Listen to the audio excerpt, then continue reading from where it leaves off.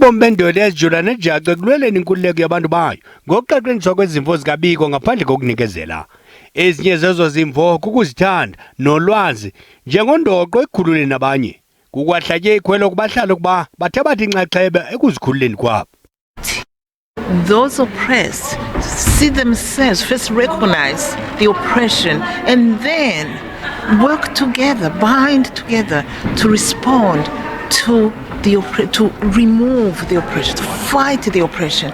They can't do it alone in silos. It has to be done in unity.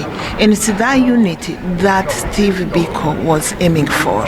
Nakubeni kubhiyozelwe ubomi ubelulutho kodwa obunyaniswa ukuba into awayeyilwela uBiko iseliphupha elingekafezekiswa. Cannot be left to a few individuals or a few groups who have their own interests at heart but who claim that they want to do things for us. They've tried and I think they've failed.